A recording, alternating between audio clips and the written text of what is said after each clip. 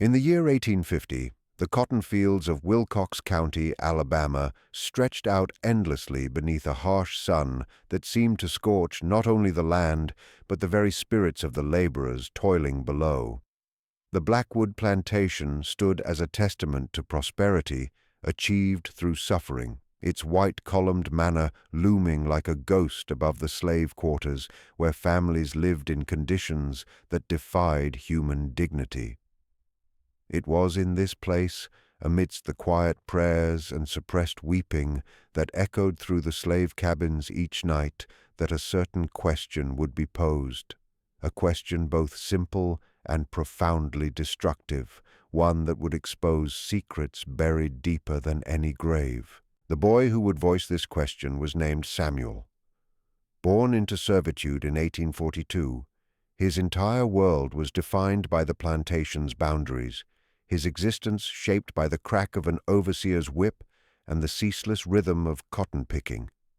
His mother, called Celia by the masters, although her true name had been stolen along with her liberty, worked within the plantation house as a cook and seamstress.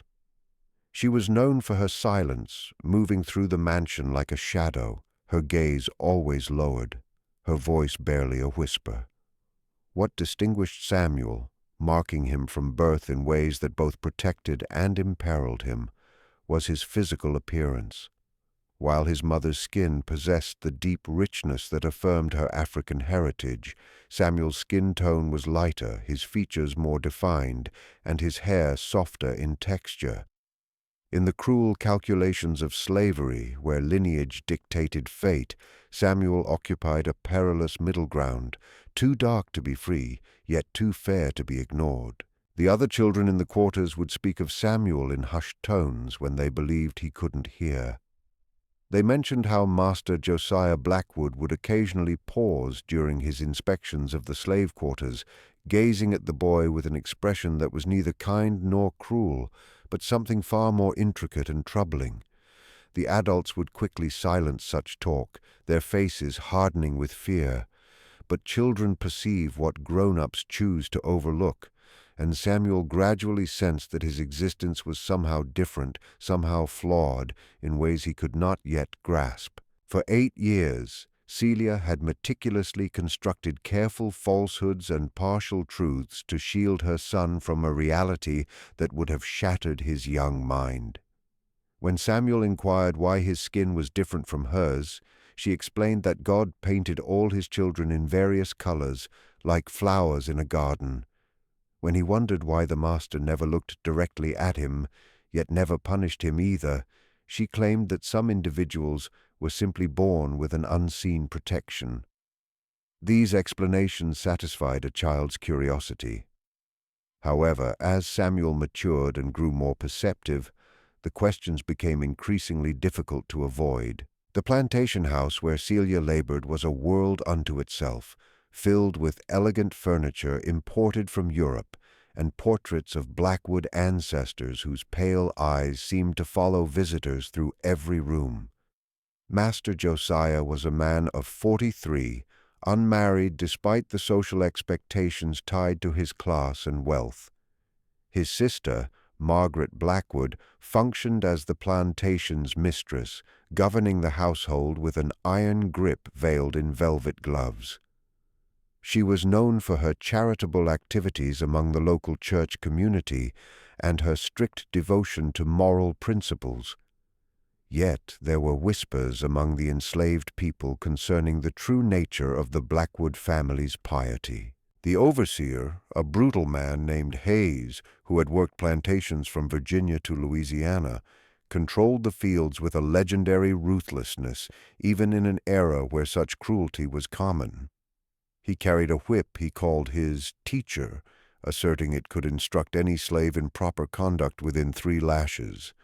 The slaves referred to him as the devil's right hand, and mothers quieted crying children by threatening that Hayes would hear them.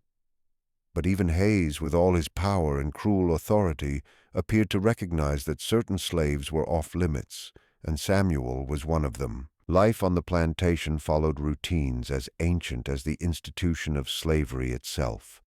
Before dawn, the horn would sound, summoning the field hands to yet another day of exhausting labor.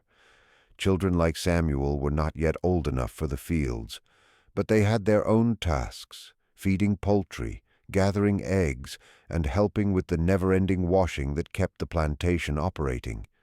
It was during these daily chores that Samuel started observing patterns that troubled him, occurrences that seemed too frequent to be mere coincidence. There was the way Master Blackwood would contrive reasons to visit the kitchen when Celia was working, dwelling on conversations about household affairs that could have been resolved in moments. There was the unusual protection that surrounded Samuel and his mother, an invisible barrier that shielded them from the worst punishments, even when other slaves suffered for minor offenses. And there was something in his mother's eyes whenever the master was nearby, not fear, which would have been understandable, but a kind of hopeless sorrow that hinted at a wound that would never heal.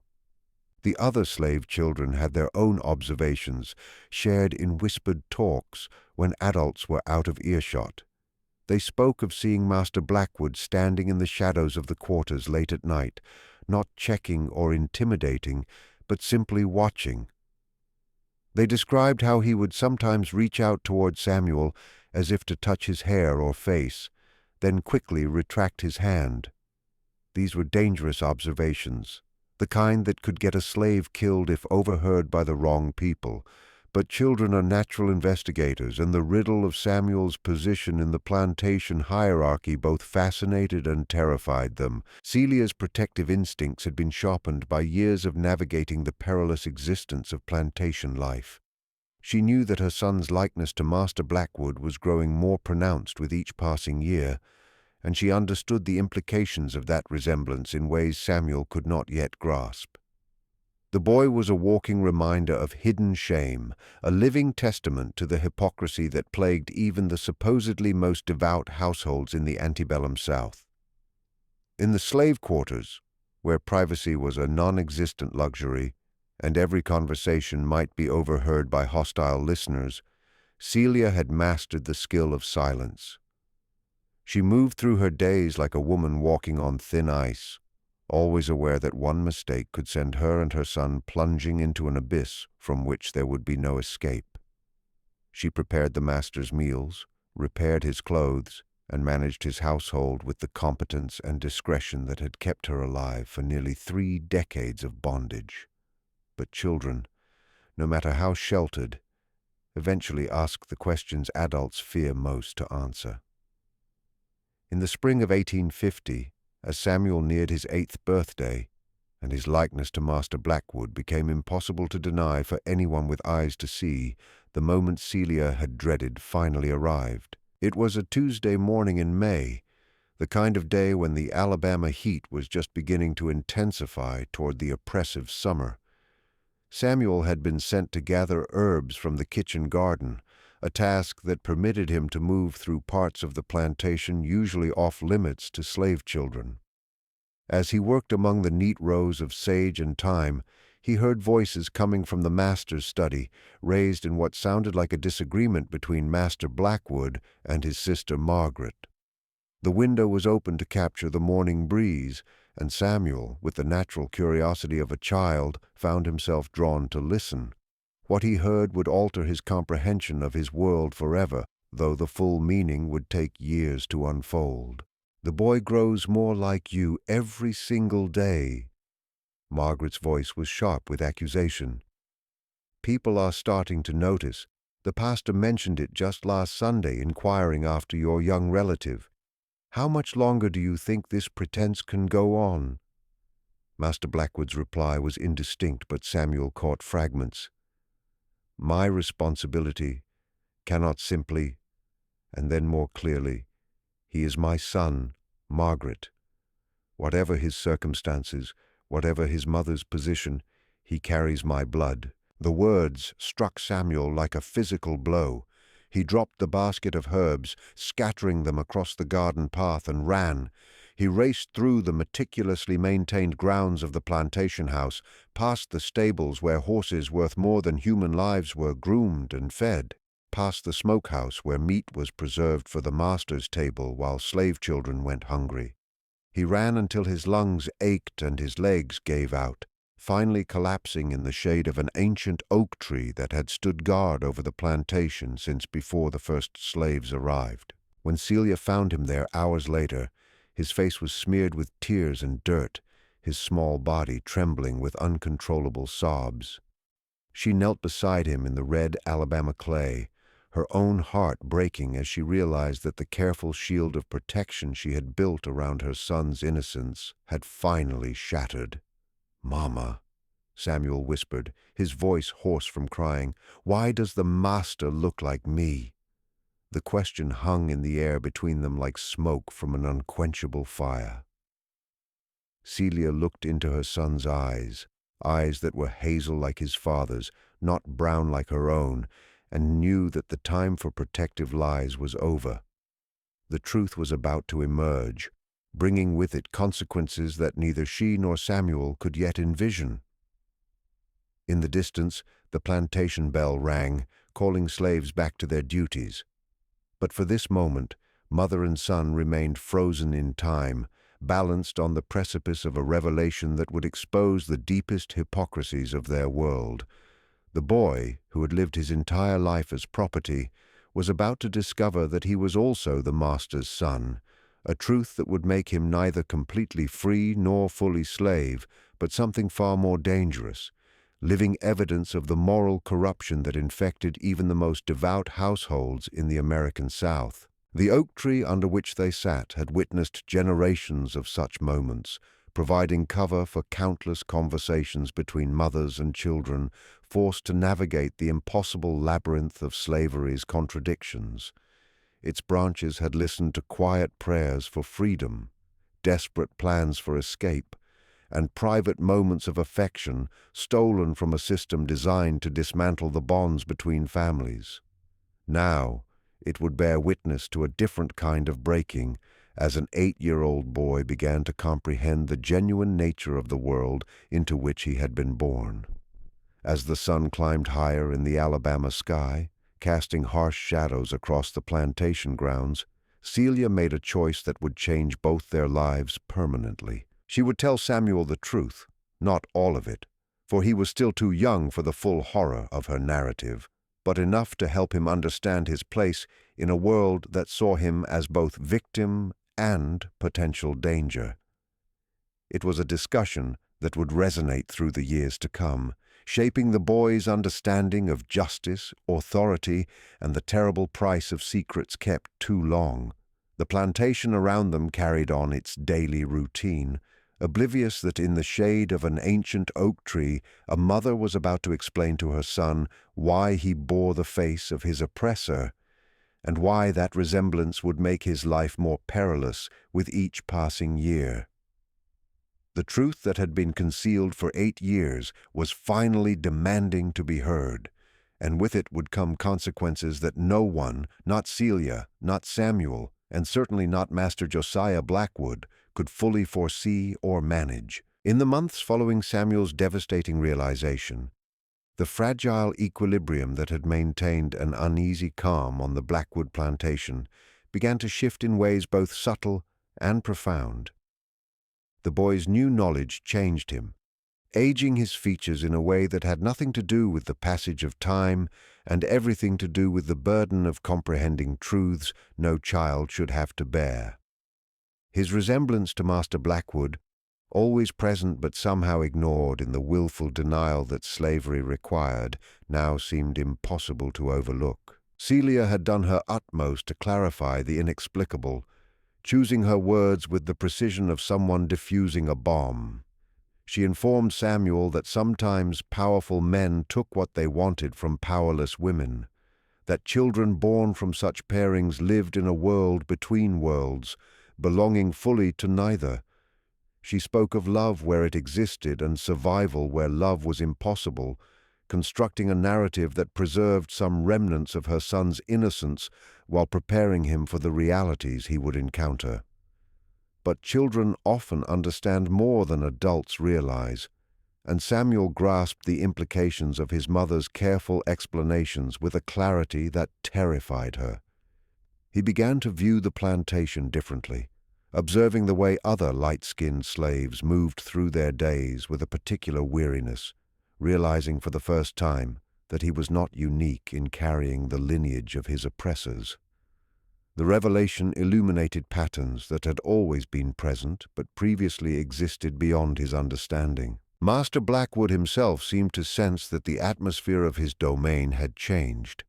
During his daily inspections of the plantation, his eyes would linger on Samuel with an expression that mixed guilt, possession, and something that might have been called affection in different circumstances. The master began leaving small gifts where the boy might find them: a carved wooden horse, a book of Bible stories, and delicacies from the kitchen meant only for the master's table. These offerings were never given directly, always discovered as if by chance, maintaining the pretense that no relationship existed between them. Margaret Blackwood, ever vigilant of her brother's behavior and deeply conscious of the potential scandal Samuel represented, began urging Josiah to make decisions that had been deferred too long. She spoke of selling Celia and Samuel to distant plantations, of the necessity of removing temptation and evidence from their lives. Her words carried the cold practicality of a woman who understood that reputation in their social circle was more valuable than human life, and that Samuel's continued presence endangered both. The other slaves watched these developments with the intense scrutiny of people whose survival relied on reading the emotional currents of their masters. They recognized the signs of impending change, the subtle tensions that preceded major disturbances in plantation life. In the quarters, conversations grew quieter, and parents held their children tighter, understanding that whatever storm was gathering around Samuel and Celia might sweep others along in its path. Samuel himself began to withdraw from the casual friendships he had enjoyed with other slave children. The knowledge of his parentage created a barrier he couldn't cross, making him feel simultaneously superior and inferior, protected and imperiled. He found himself studying Master Blackwood's face during the man's visits to the kitchen, searching for similarities and differences, trying to comprehend what it meant to carry the blood of both oppressor and oppressed in his veins. The boy's change in behavior became a source of increasing anxiety for Celia. She watched her son grapple with questions that had no easy answers, observed him struggling with concepts of identity and belonging that challenged the very foundations of their world. Samuel would sometimes ask why God would permit such confusion to exist, why he had been born into circumstances that made him neither entirely one thing nor another. These were theological questions that tested even Celia's deep faith, forcing her to confront doubts about divine justice that she had spent years suppressing. As summer progressed and the cotton plants grew tall in the Alabama heat, tensions across the plantation continued to mount. Rumors began to circulate among neighboring plantations about the situation at Blackwood, whispers suggesting that the master's moral failings were becoming public knowledge.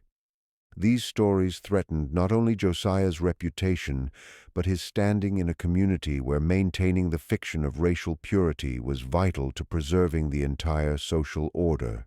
The overseer Hayes, whose brutal efficiency had always been valued by Master Blackwood, began making suggestions about resolving the problem that Samuel represented. His recommendations carried the subtle threat of a man who understood that problems could be made to vanish in ways that left no trace. Hayes had worked on plantations where inconvenient slaves had simply disappeared, their absence explained by claims of escape attempts or fatal accidents. His willingness to employ such methods was part of what made him valuable to plantation owners who occasionally needed their consciences cleared along with their account books. During this period, Samuel began having nightmares that reflected his growing awareness of his precarious position. He would wake in the small hours of the morning, crying out from dreams where he was chased by faceless figures through endless cotton fields, or where he stood before mirrors that showed him faces he did not recognize. Celia would comfort him as best she could, but she knew that her son was battling psychological wounds that her love alone could not mend. The kitchen where Celia worked became a setting for increasingly tense interactions between her and Master Blackwood.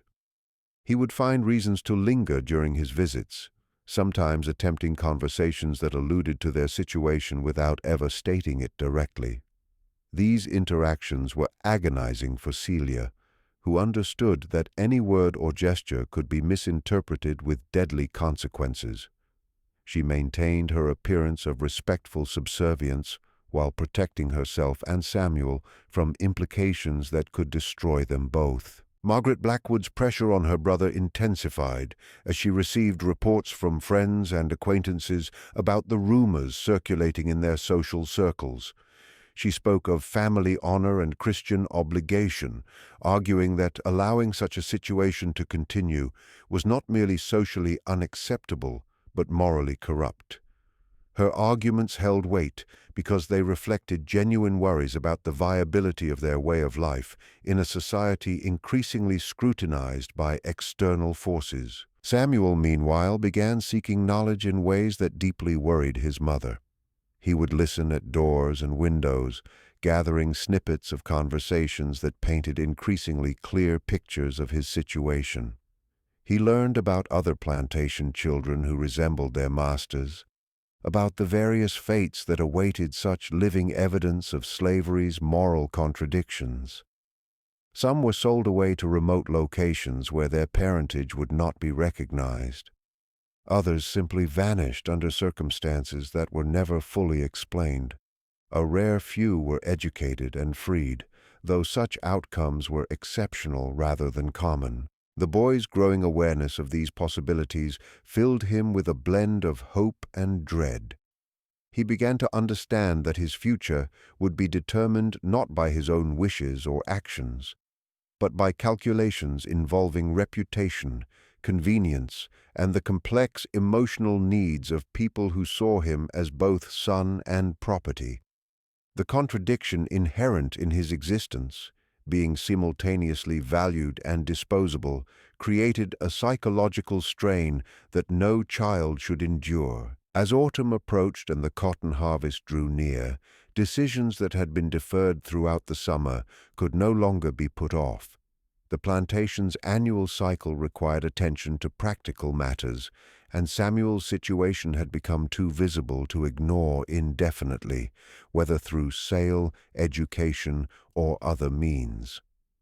His presence in the delicate structure of Blackwood Plantation would have to be addressed before the social tensions it generated reached a breaking point that could destroy everything Master Blackwood had built. The stage was being set for encounters that would compel all parties to confront truths they had spent years avoiding, revelations that would expose the fundamental contradictions of a society built on the falsehood that human beings could be owned while simultaneously asserting that all humans were created in God's image. The questions that Samuel had begun asking would demand answers that would challenge not just individual consciences, but the entire moral framework of antebellum Southern society. The cotton harvest of 1850 brought with it the kind of intense activity that typically absorbed all attention on the plantation. From before dawn until well after dusk, every capable slave worked to bring in the crop that would determine the year's profits and, by extension, the conditions under which they would survive the coming winter. It was during this period of grueling labor and distraction that Master Blackwood made a choice that would change the course of Samuel's life in ways that no one could have predicted. Rather than selling Samuel and Celia to distant plantations as his sister had demanded, Josiah chose a different path, one that reflected both his genuine affection for his son and his desire to retain some level of control over a situation that had become increasingly uncomfortable. He approached Dr. Elias Weatherby, the plantation's physician and one of the few men in Wilcox County whose discretion could be trusted absolutely, with a proposition that would test the limits of what was socially acceptable even in their tolerant society. Dr. Weatherby was a man in his 60s, educated at Harvard Medical School before returning to Alabama to serve the health needs of the planter class. He had delivered hundreds of babies, both white and black, and had long ago ceased to be surprised by the complexities of plantation family structures. His medical practice had made him privy to secrets that could have ruined dozens of prominent families, and his continued success depended on his ability to provide solutions to problems that could not be discussed in polite company. The arrangement Josiah proposed was simple in its elegance and revolutionary in its implications. Samuel would be removed from the plantation environment, but not sold away to unknown masters. Instead, he would be sent to Dr. Weatherby's household in the county seat of Camden, where he would serve as a house servant while secretly receiving the education typically reserved for white children. The pretense would be maintained that Samuel was simply another slave being trained for more sophisticated household duties, but in reality, he would be learning to read, write, and calculate in preparation for a future that remained uncertain but held possibilities that no slave child could normally imagine. Celia received the news of this decision with emotions so complex that she struggled to comprehend them. Relief that her son would be removed from the immediate danger of his situation mingled with terror at the prospect of separation. Joy at the possibility of Samuel receiving an education competed with fear that this unusual arrangement would ultimately place him in even greater jeopardy. She understood that Josiah's plan represented both an unprecedented opportunity and a gamble that could cost Samuel his life if it were discovered by the wrong people. The final weeks before Samuel's departure were marked by a kind of controlled hysteria that affected everyone aware of the situation. Celia spent her days teaching Samuel every lesson she could think of about surviving in a world that would view his education as both valuable and dangerous.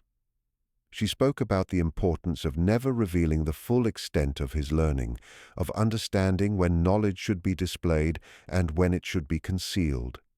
These were survival skills that no mother should have to teach her child. But Celia had learned long ago that normal parenting was a luxury unavailable to slaves. Samuel himself experienced this transition period as a series of conflicting emotions that left him exhausted and confused. The idea of leaving his mother filled him with dread, but the possibility of learning to read and write sparked an excitement he struggled to contain. He had observed how literacy transformed the few slaves who possessed it, giving them power and opportunities that remained invisible to those who could not access the written word. At the same time, he understood that his education would make him different from other slaves in ways that could prove perilous. Master Blackwood's behavior during this period reflected his own internal struggles with the decision he had made. He found himself seeking opportunities to speak with Samuel, offering advice and encouragement while maintaining the pretense that their relationship was nothing more than that of a kind master preparing a favored slave for advancement. These conversations were awkward and painful for both participants, representing the closest they had ever come to acknowledging the truth of their connection while still upholding the fiction that kept them both safe. Margaret Blackwood watched these preparations with deep reservations, understanding that her brother's plan represented a dangerous departure from established social norms. She worried that education would make Samuel unhappy with his status, that knowledge would create expectations that could never be fulfilled within the confines of their society. Her concerns were not entirely selfish. She had observed other educated slaves struggle with the psychological strain of understanding their situation too clearly, some driven to despair by their inability to reconcile their abilities with their circumstances. The other slaves on the plantation observed Samuel's impending departure with the blend of curiosity and caution that marked their response to any unusual development. Some viewed his selection for household service as evidence of favoritism that they could not openly admit but privately resented. Others understood the true nature of his situation and worried about the precedent his education might set, fearing that it could disrupt the careful balance that allowed their community to function within the brutal constraints of slavery. Dr. Weatherby, meanwhile, was making his own preparations for Samuel's arrival. His household already included 2 educated slaves, a man named Augustus, who served as his medical assistant, and a woman called Prudence, who managed his correspondence and accounts. Both had been trained by Weatherby himself and represented examples of how education could benefit slaves while also serving their master's interests. The doctor believed that Samuel's quick intelligence and unusual background would allow him to thrive in this environment, although he also understood the unique challenges the boy would face. The doctor's own reasons for accepting Josiah's proposal were complex. Professional curiosity played a part. He was genuinely interested in observing how a child of mixed heritage would respond to formal education. Financial incentives were also a factor, as Josiah had offered significant payment for Samuel's care and training. But perhaps most importantly, Weatherby was fascinated by the experimental nature of the arrangement, viewing it as an opportunity to test theories about human potential that were beginning to emerge in educated circles throughout the country. As the day of Samuel's departure drew near, Celia found herself caught between the desperate wish to keep her son close and the recognition that this opportunity might represent his only chance for a life beyond the crushing limitations of field slavery. She spent hours teaching him prayers and songs that would help him remember her love during the years of separation they both knew lay ahead. These intimate moments were priceless, representing the last time they would be able to share affection openly without fear of observation or misinterpretation. The logistics of Samuel's transfer were managed carefully to minimize attention and speculation. He would travel to Camden in Dr. Weatherby's carriage, supposedly accompanying the doctor on one of his routine visits to patients in the county seat. Once there, he would simply vanish into the doctor's household, becoming part of a domestic staff large enough to absorb one additional member without attracting notice. The false story would be maintained that he had been purchased by Weatherby for his medical knowledge and training capabilities. On the morning of his departure, Samuel stood in the kitchen where his mother had worked for so many years, surrounded by familiar sights and smells that he was seeing for the last time as a child. The weight of the moment pressed down on him with an intensity that made it difficult to breathe. He understood that he was crossing a line from which there could be no return, leaving behind not only his mother and the only home he had ever known, but his entire identity as he had understood it. Celia's goodbye was necessarily brief and appeared casual, conducted under the watchful eyes of household staff who could not be trusted with the truth of their relationship. She pressed a small cloth bundle into Samuel's hands, containing items that would help him remember her during the long separation ahead. Her final words were spoken in a whisper that carried all the love, hope, and fear she felt. Remember who you are, child. Remember that you are loved, no matter what else happens. As Dr. Weatherby's carriage rolled away from the plantation, carrying Samuel toward a future that remained unwritten and uncertain, those left behind struggled to adjust to an absence that created ripples throughout the entire community. Celia would return to her duties with the mechanical efficiency of someone functioning despite profound loss. Master Blackwood would immerse himself in plantation business with unusual intensity, attempting to escape the guilt and uncertainty that Samuel's departure had amplified rather than resolved. And Margaret Blackwood would persist in her efforts to restore normal order to a household that had been forever changed by the presence of a child who was neither fully slave nor fully son, but somehow both. The road to Camden stretched ahead of Samuel like a symbol for the uncertain path his life would now follow. Behind him lay the only world he had ever known, with all its contradictions and cruelties. Ahead waited possibilities he could barely imagine, opportunities that came burdened with dangers he was only beginning to understand. The boy who had asked why the master looked like him was about to discover that some questions once asked change everything forever. Dr. Weatherby's household in Camden represented a vastly different world from the agricultural rhythms of plantation life.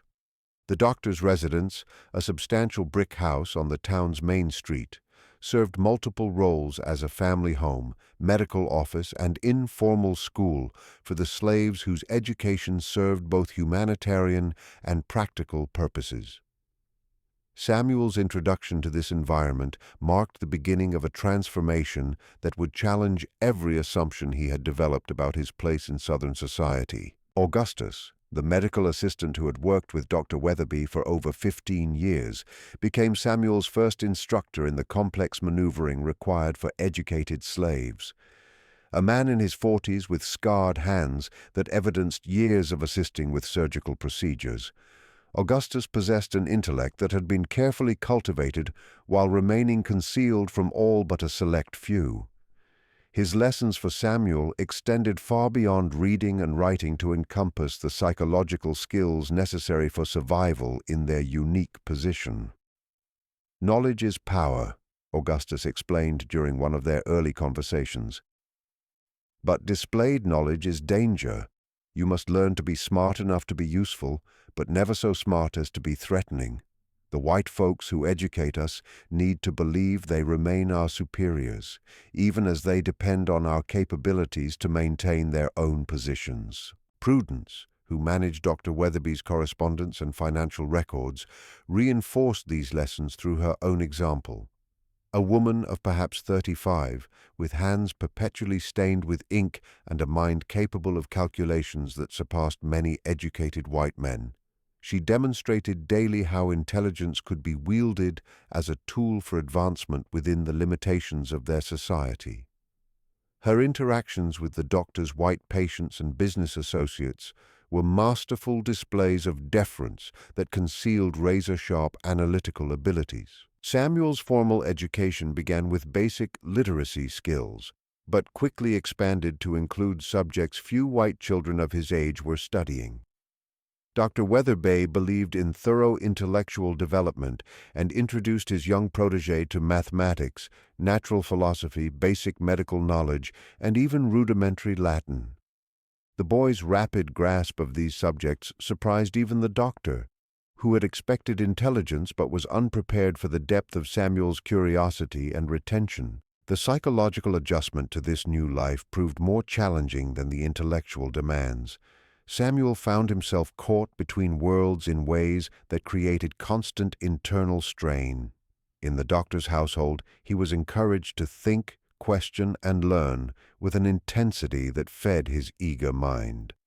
But beyond those walls, Camden society operated according to the same racial hierarchies that governed plantation life, and Samuel was forced to constantly remember which identity he could display in which circumstances. Letters from his mother arrived irregularly, carried by trusted intermediaries who traveled between the plantation and town on various errands.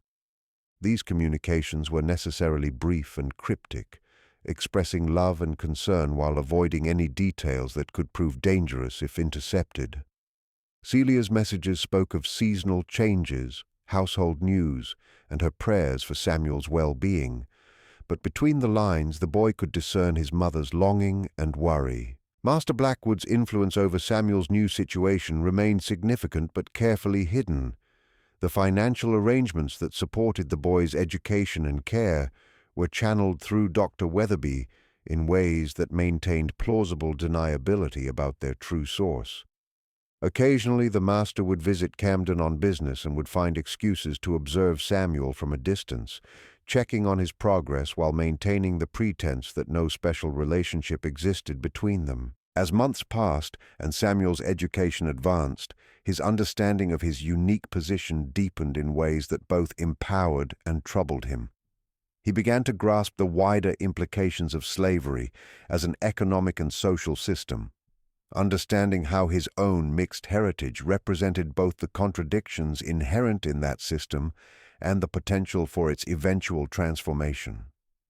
These realizations were intellectually captivating but emotionally devastating for a boy still struggling to understand his own identity. The other residents of Camden gradually became aware of the unusually intelligent young slave in Dr. Weatherby's household, though none suspected the true extent of Samuel's education. He was observed reading medical texts that challenged even educated adults, assisting with procedures that required both manual skill and theoretical understanding, and demonstrating capabilities that seemed to exceed his presumed status. These observations generated conversations among the town's elite that reflected growing anxiety about the implications of educating slaves. Samuel's relationship with Dr. Weatherby evolved into something resembling mentorship, though both participants understood the limitations that their respective positions imposed. The doctor found genuine satisfaction in nurturing such a promising intellect, while Samuel discovered in his teacher a model of how knowledge could be pursued for its own sake, rather than simply as a tool for survival. Their daily discussions covered topics that challenged conventional thinking about race, intelligence, and human potential. However, this intellectual growth occurred against a backdrop of increasing political tension that would soon affect everyone in their community. The Compromise of 1850 had momentarily diffused national conflicts over slavery, but in Alabama, debates about the institution's future were escalating among educated classes who understood that external pressures were mounting. Dr. Weatherby's household, with its unconventional approach to slave education, represented exactly the kind of experiment that critics of slavery pointed to as evidence of the system's internal contradictions. During this period, Samuel began experiencing what could only be described as an identity crisis that reflected his impossible position between two worlds. His education had given him the intellectual means to analyze his situation with a clarity that was psychologically devastating. He understood that his white heritage provided certain protections and opportunities, while his enslaved status negated any legal rights or social standing.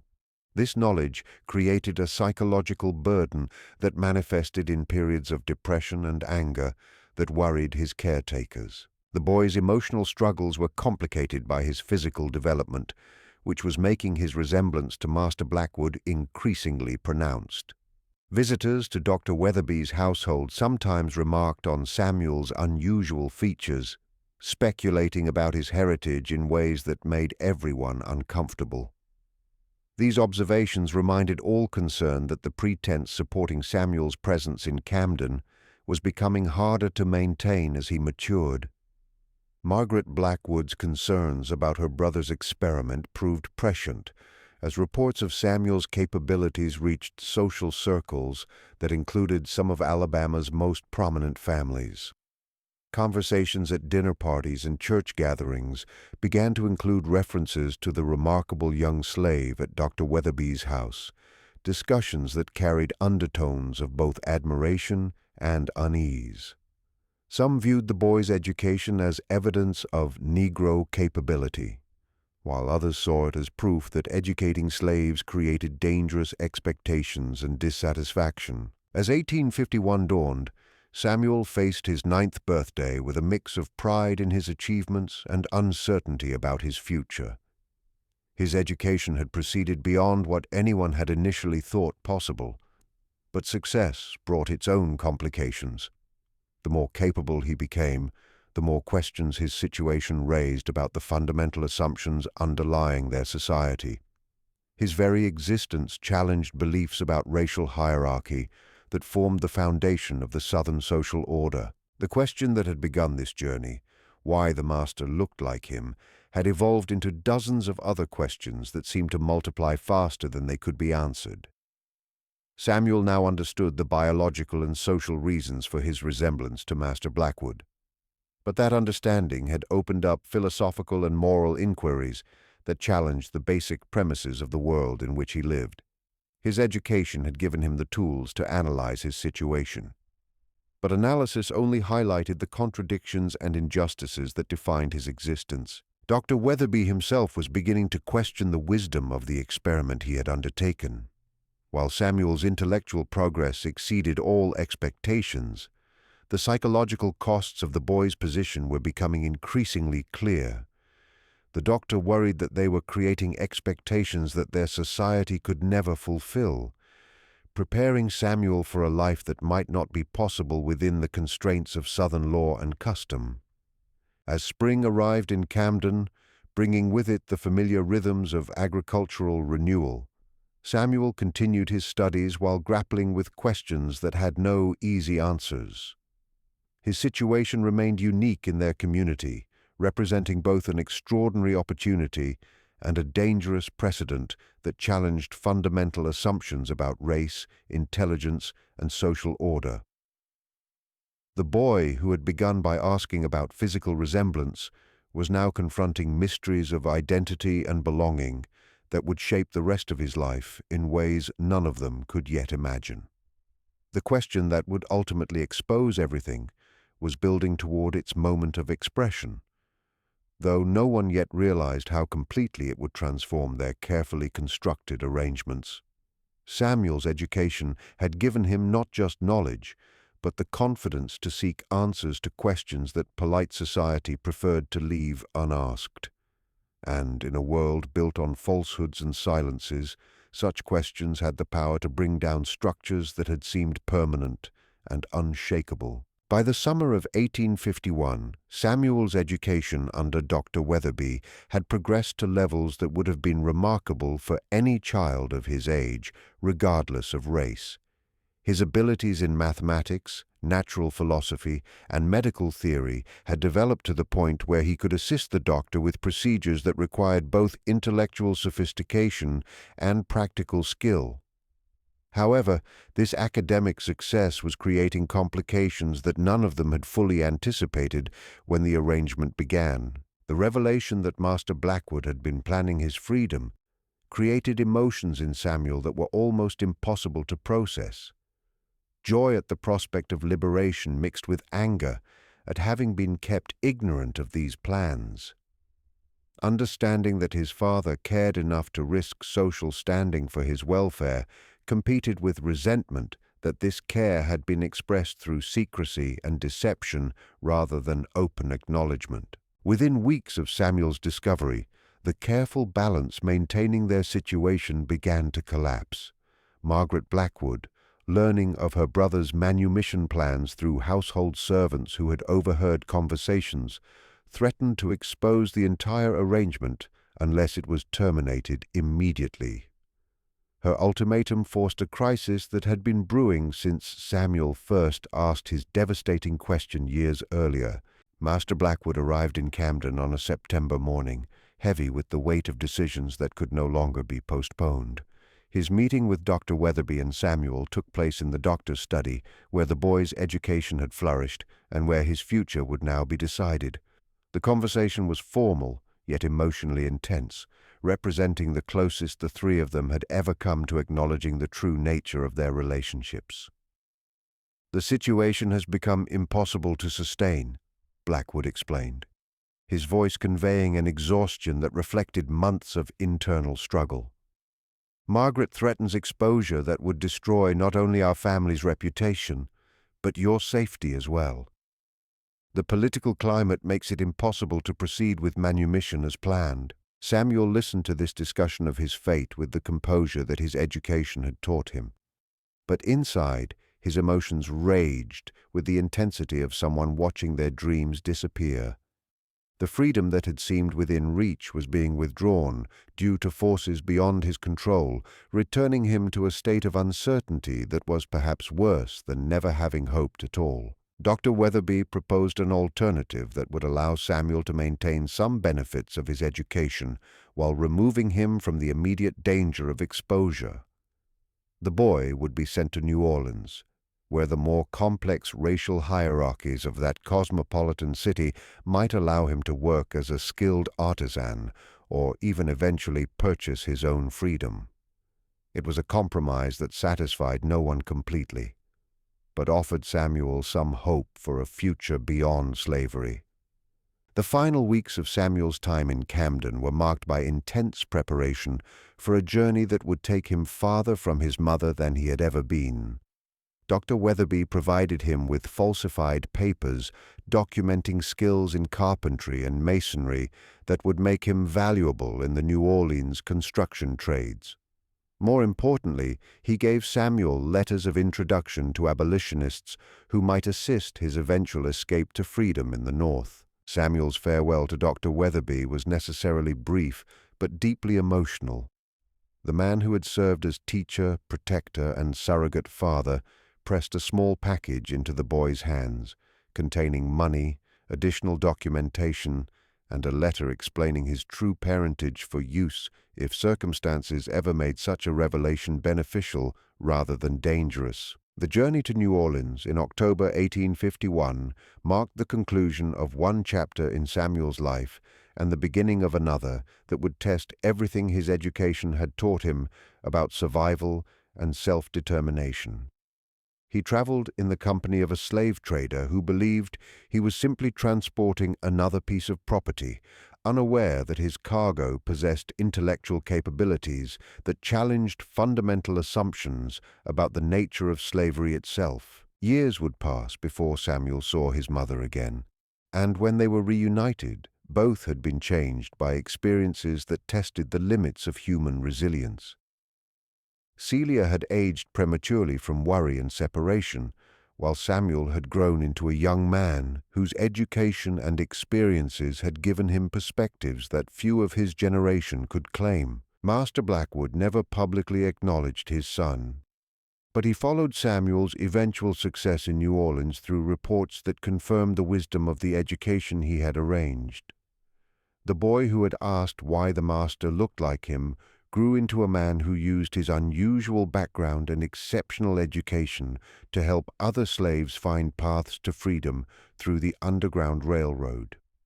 The question that had initiated this journey was ultimately answered not through words, but through actions that proved the fundamental equality of human potential, regardless of the circumstances of birth. Samuel's story became part of the broader narrative of slavery's internal contradictions, demonstrating how the system's own hypocrisies created the conditions for its eventual destruction. Margaret Blackwood's fears about exposure proved unfounded, but her victory in preventing immediate manumission came at a cost that haunted her for the rest of her life. She had preserved her family's reputation while condemning a gifted child to years of unnecessary bondage, a choice that reflected the moral blindness that made slavery possible, but ultimately unsustainable. Dr. Weatherby continued his medical practice and his quiet work educating selected slaves, though he never again attempted an experiment as ambitious as Samuel's education. The experience had taught him valuable lessons about the courage required to challenge social norms and the personal costs of moral compromise in an immoral system. The records of Samuel's time in Camden were carefully preserved by Dr. Weatherby, who understood their historical significance, even if their immediate impact was limited. These documents would eventually contribute to scholarly understanding of slavery's complexities and the remarkable individuals who transcended its limitations through intelligence, determination, and the courage to ask questions that others feared to voice. In 1862, Samuel's story came full circle when he returned to Alabama as a free man wearing the uniform of the Union Army. He served as a scout and interpreter, using his knowledge of the region and his understanding of slavery's operations to assist in the liberation of other enslaved people. His military service represented both personal vindication and symbolic victory over the system that had once claimed to own him. The plantation where Samuel had been born was among those he helped liberate during the Civil War's final campaigns. Standing in the kitchen where his mother had worked, and where he had first learned to question the contradictions around him, Samuel reflected on the journey that had taken him from enslaved child to educated freeman to Union soldier. Celia lived to see her son's triumph, though she did not survive long enough to witness the full flourishing of the freedom that his questions had helped create. Her faith that education and courage could overcome even the most entrenched systems of oppression had been confirmed by events she could never have imagined when she first tried to explain to a confused boy why he resembled his oppressor. Master Blackwood died in 1864, never having publicly acknowledged his son, but having lived long enough to see the world that had shaped their impossible relationship crumble around him. His final words, according to witnesses, were an apology spoken to empty air, suggesting that conscience had finally overcome the social pressures that had prevented him from claiming Samuel openly. The question, "Why does the master look like me, mother?" had exposed everything, just as the most innocent questions sometimes do. It revealed the moral contradictions that made slavery impossible to sustain, the human cost of systems built on racial falsehoods, and the power of education to transform individuals and ultimately society itself. Samuel's story became part of the wider narrative of American freedom, proof that human potential cannot be permanently suppressed by legal bondage or social prejudice. The boy who had been born into slavery but educated in secret grew into a man who helped destroy the system that had claimed to own him, demonstrating that some questions once asked change everything forever. The record suggests that Samuel lived until 1903, dying as a respected educator and community leader in Chicago.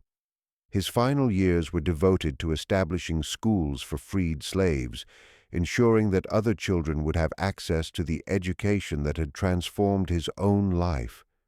He never forgot the question that had started his journey toward freedom, and he never stopped believing in the power of knowledge to overcome even the most entrenched systems of oppression. The slave boy's question had indeed exposed everything, not through a sudden dramatic revelation, but through the gradual accumulation of courage, education, and determination that ultimately proved more powerful than the chains that had once bound him.